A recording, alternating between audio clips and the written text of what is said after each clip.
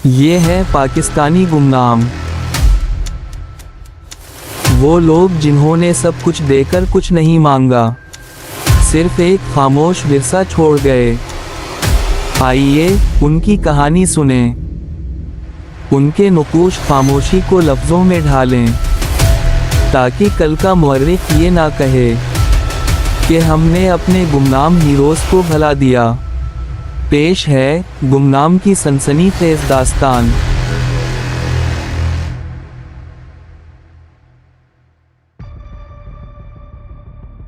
चलें, जहां इतना इंतज़ार किया वहीं थोड़ा और सही। बस मैं चाहती हूं कि जब यहां से जाने लगूं तो थोड़ी सी शॉपिंग कर लूं। इस काम में तो आप मेरी मदद कर सकते हैं। इनाया ने ज़्यादा बहस मुनासिब ना समझी और मौजू बदलते हुए खलीली को उम्मीद भरी नज़रों से देखा तो वो खुलकर हंस दिया। है तो मुश्किल काम, लेकिन मैं कुछ ना कुछ हल निकाल लूँगा। आप बेफिक्र रहें, आपको एक भरपूर शॉपिंग करवा देंगे। खलीली ने उसे तसल्ली दी और फिर खाना लाने का बोलते हुए बाहर निकल गया। वो चाय बनाने के लिए कमरे से मुल्हका किचन में चली आई। भाग लो जितना भागना है, मैं जानती हूँ तुम सुल्तान जैसे नहीं हो जो यूं बीच मुंजुधार में अकेला छोड़कर चला जाए। आई ट्रस्ट यू, इनाया मुस्कुराते हुए बोली और चाय का सामान निकालने लगी। सुल्तान की सोच जहन में आते ही उसे एक अजीब सा एहसास होना शुरू हो गया था, क्योंकि सुल्तान वो बंदा था जिसने उसे जीना सिखाया था, जिसके साथ वो घूमी फिरी थी और मौज मस्ती की थी, यहाँ तक कि मोहब्बत भी कर बैठी थी और जवाद से पीछा छुड़वाने के बारे में संजीदगी से सोचने लगी थी। क्या था सुल्तान, जो तुम ऐसे डरते ना छोड़ते मुझे यूं अकेला। कितनी खुआर हुई हूँ मैं तुम्हारे जाने के बाद। अगर वो अल्फा वन ना होता तो अब तक तो मैंने मर ही जाना था। अब भी ये पता नहीं कि अल्फा वन मेरे बारे में क्या सोचता है। उसे तो बस अपने मिशन ही अजीज रहते हैं।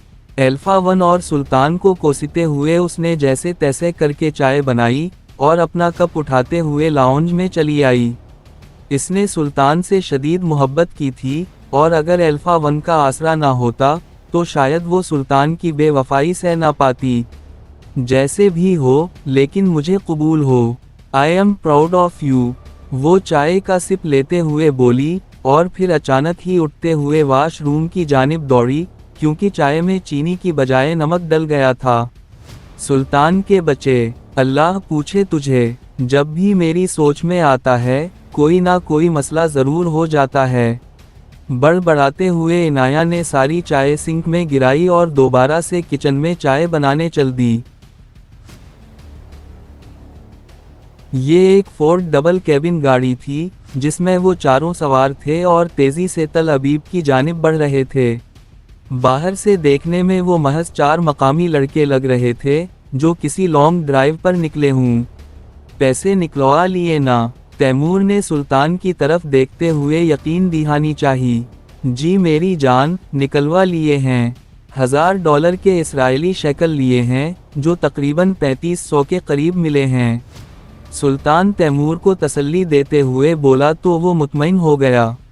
गाड़ी अपनी मंजिल की तरफ फराटे भरती जा रही थी। तीनों खामोश थे जबकि बिलाल लैपटॉप खोले किसी काम में मगन था। भाई, ये चैटिंग किसी और वक्त भी की जा सकती है। आप तो सोशल मीडिया के एडिक्ट हो चुके हो। सुल्तान ने बैक व्यू मिरर में देखते हुए बिलाल पर तंज किया तो उसने सर उठाया और मुस्कुरा कर उसकी तरफ देखा। भाई, वो उम्र गई जब हम आपकी तरह हर एरी गैरी को दाना डाला करते थे। अब तो बस कुछ बनकर दिखाना है घर वालों को, वरना कहीं मेरे भी ससुराल वाले नाराज हो गए तो फिर गए 5-6 साल। बिलाल ने कन अखियों से इमरान की जानिब देखा तो उसके कान खड़े हो गए। बिलाल फौरन ही लैपटॉप की तरफ मुतवज्जा हो गया। हम खाली बातें ही नहीं करते, देखो मैंने क्या पता लगाया है। बिलाल पुरजोश लहजे में बोला। अब क्या पता लगा लिया मेरे हैकर दोस्त ने? सुल्तान पुरतजस्सुस अंदाज में बिलाल की तरफ देखते हुए बोला तो बिलाल ने दोनों हाथों से ताली बजाई। डेनियल का पूरा रिकॉर्ड मिल गया। कहाँ कितना वक्त गुजारा और अभी किधर मौजूद है। बिलाल फातिहाना अंदाज में बोला, तो सुल्तान ने गाड़ी की रफ्तार आहिस्ता करते हुए एक जानिब खड़ी कर दी। पहले उसने तल अबीब में एक जगह क़याम किया, 2 घंटे के करीब, और फिर वो तल अबीब से बाहर एक पुरसुकून जगह पर पिछले 3 घंटे से मौजूद है। मेरे ख्याल में वो इसका घर है। बिलाल पुरजोश लहजे में बोला, तो सुल्तान ने गर्दन मोड़ते हुए हैरानी से उसकी तरफ देखा। यानी अब तू उसके घर तक भी पहुंच गया है। इसके लहजे में हैरानी वाज़ेह थी। मैं तो कहता हूँ इसके घर पर ही धावा बोलते हैं और फसाद की जड़ को वहीं काट कर फेंकते हैं। तैमूर कुछ सोचते हुए बोला, तो सुल्तान ने हाथ के इशारे से इसे मना कर दिया। बिल्कुल नहीं, ये वो कार्ड है जो वक्त पड़ने पर हम बखूबी इस्तेमाल करेंगे। सुल्तान पुरसोच अंदाज में बोला, और फिर बिलाल की तरफ देखा। तूने ये डेटा कहाँ से निकाला है? वो बिलाल को बगौर देखते हुए पूछ बैठा। इसके मोबाइल और स्मार्ट वॉच दोनों से। मेरे ख्याल में डेटा ठीक है, आगे तुम लोग सोच लो कि क्या करना है। बिलाल बाल सुल्तान के कोट में डालते हुए बोला, तो वो आंखें बंद करके सोच में डूब गया। हम 2 टीमों में बंटकर काम करेंगे। एक डेनियल की रहाइश गाह पर ऑपरेशन करेगी और दूसरी उनकी एजेंसी में। हमने बस उनकी वो सारी मेहनत ज़ाया करनी है जो वो लोग पाकिस्तान को बर्बाद करने के लिए पिछले कई सालों से करते चले आ रहे हैं, ताकि अगले कुछ वक्तों तक इन्हें संभलने का मौका भी ना मिल पाए। सुल्तान पुरसोच लहजे में बोला, तो तीनों ने उसकी बात से इत्तेफाक किया। अब कुल मिलाकर ये कि पहले हम लोग उसकी रहाइश गाह का जायज़ा लेंगे और फिर अपना मिशन तय करेंगे। वो हतमी अंदाज में बोला, तो तीनों तैयार नजर आए। बिलाल, एक काम कर, डेनियल जिधर रहता है उधर एड्रेस में 1-2 बंदों के नाम पता लगा। सुल्तान कुछ सोचते हुए बोला, तो बिलाल काम में जुट गया। सुल्तान ने दोबारा गाड़ी स्टार्ट की और इसे हाईवे पर डाल दिया। बिलाल इसे लोकेशन से आगाह करता गया और वो गाड़ी को भगाए जा रहा था। मिस्टर आदम और मिस्टर आबरून। थोड़ी देर बाद बिलाल मसरूफ से अंदाज में बोला, तो सुल्तान सर हिलाते हुए गाड़ी की रफ्तार मजीद तेज कर गया। रात के कोई 9 बजे गाड़ी डेनियल की गली का मोड़ मुड़ने लगी, तो अचानक ही सामने सिक्योरिटी का नाका लगा हुआ नजर आया। अब पीछे हटना मतलब इन्हें शक में डालने वाली बात थी। सुल्तान ने बेफिक्री से गाड़ी की रफ्तार आहिस्ता करते हुए नाके के करीब रोक दी। सिक्योरिटी वाला इसके शीशे की जानिब आया, तो सुल्तान ने मुस्कुराते हुए शीशा नीचे किया। किससे मुलाकात करेंगे? सिक्योरिटी वाले ने मुस्कुराकर सुल्तान की जानिब देखा और अबरानी ज़बान में दरियाफ्त किया। मिस्टर आदम के घर जाना है, हमारी उनसे मीटिंग तय है। सुल्तान मुस्कुराते हुए अबरानी ज़बान में बोला, तो सिक्योरिटी वाले ने गाड़ी के अंदर झांका और फिर मुतमईन होते हुए वापस बैरियर तक गया और उसे उठा दिया। ये लोग हमारे मुल्क में आज़ादाना घूम फिर सकते हैं, तो हम क्यों नहीं उनकी दैग में हिस्सेदार बन सकते? देख ले इमरान, पासपोर्ट इजाज़त नहीं देता, लेकिन मैं फिर भी तुझे इसराइल की सैर करवा रहा हूँ। तो ये बात अपने ससुर को बताना, तो वो फ़ौरन ही शादी की तारीख दे देंगे। सुल्तान हंसते हुए इमरान से मुखातिब हुआ, तो वो तप गया। अपनी औकात में रहो, बार बार मेरी तरफ क्यों आ जाता है? इमरान गुस्से से बोला, शुक्र कर तेरी तरफ ही आता है, वरना इसकी जगह मैं होता तो तुम दोनों का हनीमून भी यहीं इसराइल में बुक करवाता। 7-7 मौजें और 7-7 मिशन। तैमूर ने तेल लगाई तो वो तिलमिला कर रह गया। तीली उस्ताद, मेरा वक्त भी आएगा, फिर मेरी तीलियां देखना, बख्शूंगा नहीं तुझे। इमरान मुंह पर हाथ फेराते हुए बोला, तो सभी हंस पड़े। कौन सा घर है? सुल्तान ने बिलाल से पूछा, तो उसने उसे रास्ता बता दिया। थोड़ी देर में ही वो मिस्टर आदम के घर के बाहर मौजूद थे। मैं इमरान के साथ इधर मौजूद हूँ, तो बिलाल को लेकर जा और उस डेनियल के घर का जायज़ा ले। सुल्तान ने तैमूर को बिलाल के साथ रवाना करते हुए कहा और ख़ुद मिस्टर आदम के घर के एक गोशे में ऐसे खड़े हो गए कि देखे जाने का चांस ना होने के बराबर था। सिक्योरिटी वाला राउंड पर भी आया और उनकी गाड़ी खाली खड़ी देखकर मुतमईन अंदाज में वापस लौट गया। तकरीबन आधे घंटे बाद तैमूर की वापसी हुई और उसने ओके का सिग्नल दे दिया। साला लाउंज में फिल्म लगाकर बैठा हुआ है। बीवी और एक बच्ची भी नजर आ रहे थे अंदर।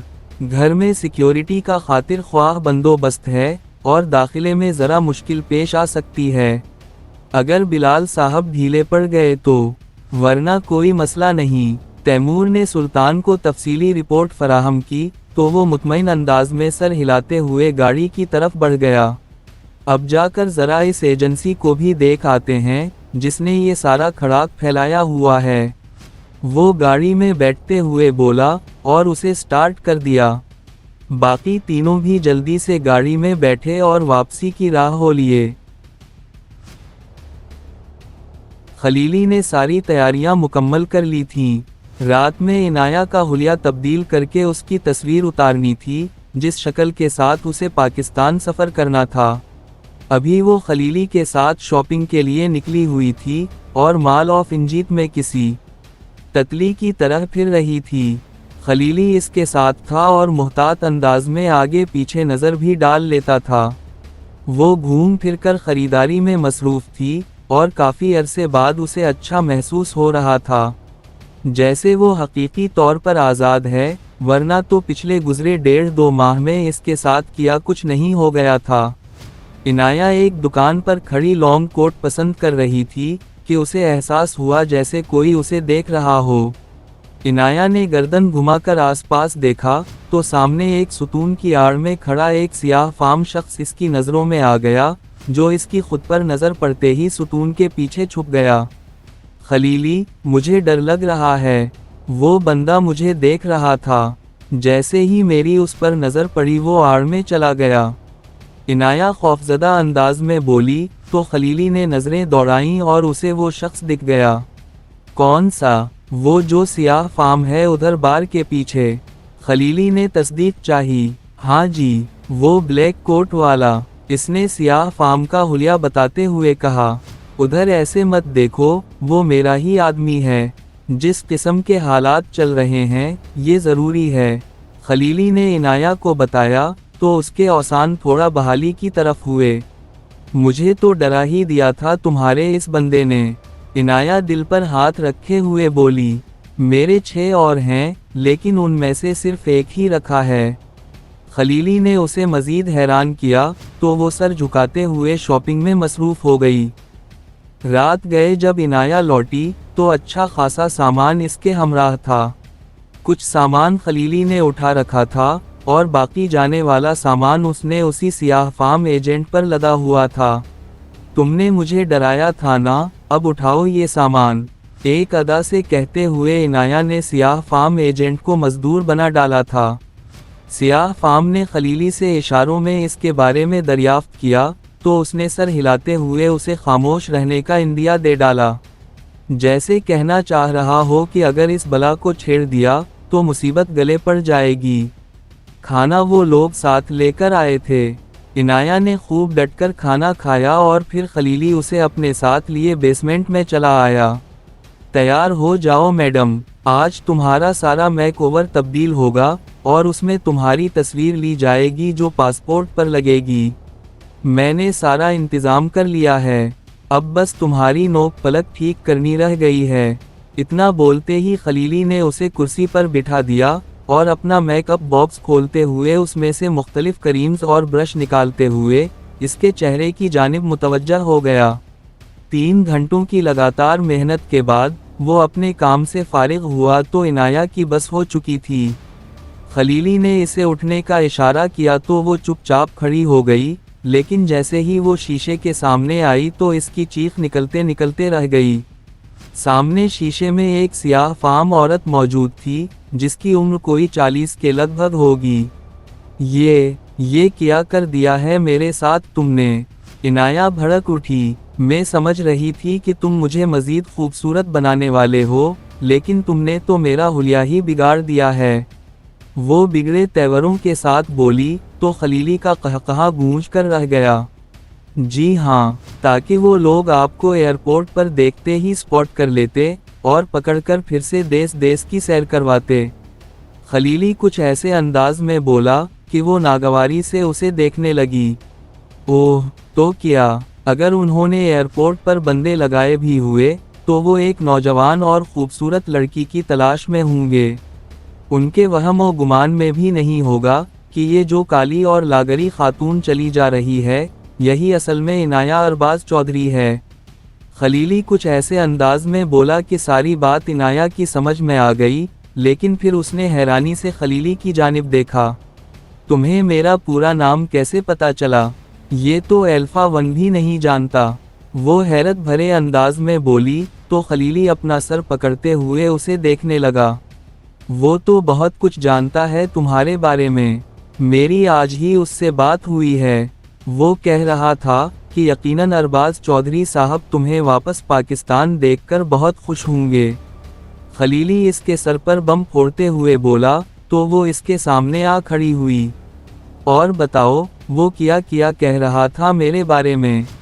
वो दोनों हाथ सीने पर बांधते हुए पूछने लगी। मेरे ख्याल में हमें अभी बहुत तैयारी करनी है, मैं ज़रा पासपोर्ट का प्रोसेस मुकम्मल कर लूँ, तुम जब तक अच्छी सी चाय बना कर ले आओ। खलीली जान छुड़वाते हुए बोला, क्योंकि जानता था कि अगर वो बातों पर उतर आई तो फिर उसने किसी काम का नहीं रहना। ये कहानी आपको कैसे लगी? अच्छी लगी तो वीडियो को लाइक और चैनल को सब्सक्राइब करें और बेल आइकन भी दबा दें ताकि नई वीडियोस आप तक फौरन पहुंचें। मिलते हैं अगली वीडियो में, तब तक के लिए हमें दें इजाज़त। अल्लाह हाफिज़।